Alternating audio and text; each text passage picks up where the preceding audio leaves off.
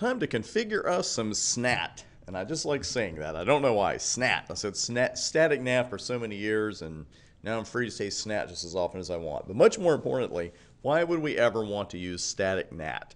Well, again, if a limited number of hosts need NAT, Static NAT might be the way to go. That's not really very real world, though. That's more theory, because usually when you're running NAT, you're going to have a lot of hosts that need it. But one other reason you might want to use Static NAT is that you have a server that has to use it, and you don't want to pull a routable address from a NAT pool in that situation because, spoiler alert, that's what dynamic NAT is. We're going to create a pool of addresses, and when a device needs a routable address, it pulls an address from the pool.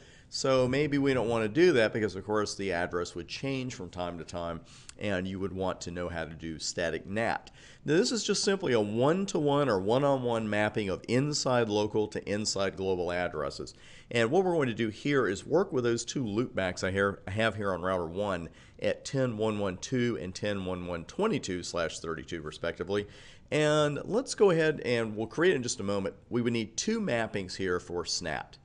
But one thing that you've got to do, whether you're running static NAT or dynamic NAT or port address translation, you've got to put IPNAT inside and IPNAT outside on the appropriate interfaces, because you don't want to spend time troubleshooting your NAT mappings and then saying, hey, I forgot those. And they're really easy to forget, especially when you start working with NAT, because you're concentrating on these commands. And this one command is pretty long, so you get that in, you're like, why isn't this working?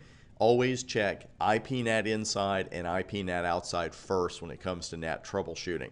IPNAT inside goes on the interface or interfaces closest to the hosts that are having their addresses translated.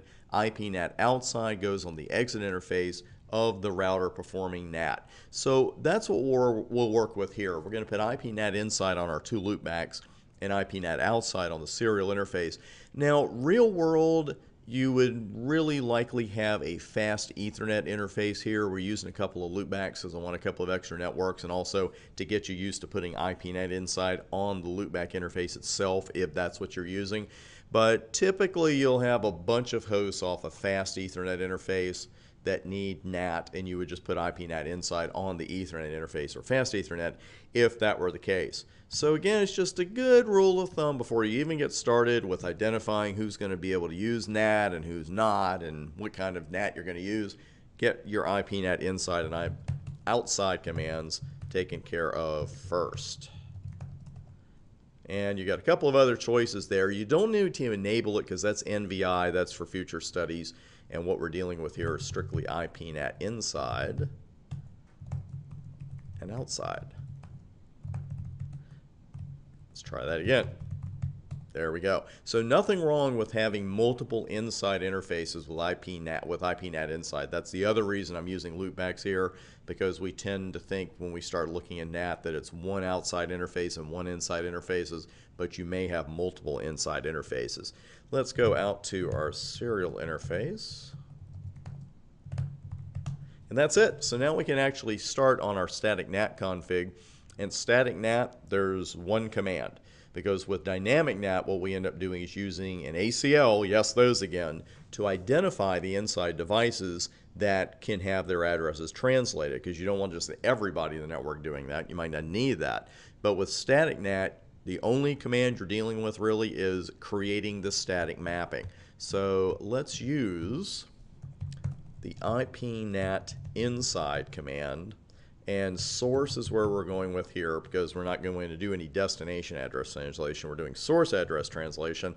And here's where the command differs, because you're going to use this in static NAT and dynamic NAT.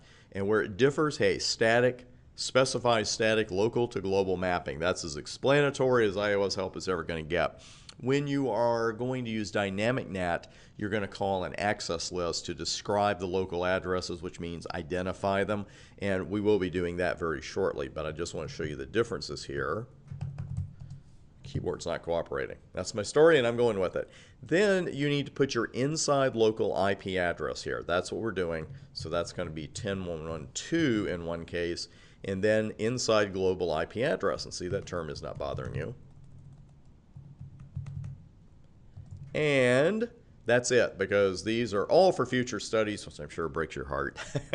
But seriously, I've been in this business a long time as a field guy and an instructor, and there are options here I have not used with NAT. Typically, you're going to go with something as simple as the configuration we have here because it works so well. Geez, 10, 1, 1, 22. That's what happens when you change the numbers. 200, 1, 1, 2, assuming that's it. So we're assuming then that we were given the addresses 200, 111 and 200, 112. We mapped them to 2 and 22, and that's all there is to it. If you want to check your work, run show IP NAT translation, you can see here's where we got to know those terms, because we have the inside global and the inside local. They match up exactly as we had described. And really, for static NAT, that is it. And again, you could see where it could have limited specialized uses. Again, like if it had a server that you wanted to use NAT, but you did not want it to have a different IP address from time to time or a different translation, you might use static NAT. But you can also see what the drawbacks are, because the problem here is you got to have all these routable addresses to give out in the first place, whether you're using static or dynamic NAT. But the thing is, these hosts may not even be using these addresses right now. And the thing is, they're tied up. You can't give 200.111 to somebody else because it is statically mapped to 10.112, and that is the drawback of static NAT. So with that in mind, the issue is static anything. What's the problem? Scalability. And if you just have a few hosts, again, you might get away with it. But if you have 50 hosts, you don't want to be dealing with static NAT. You really don't. Dynamic NAT will be the NAT for you in that particular situation, because DNAT, or dynamic NAT, enables us to create a pool of inside global addresses. And those routable addresses are mapped to certain private addresses, the ones we identify as able to use the service, on an as-needed basis, and the mapping is dropped when the translation is no longer active.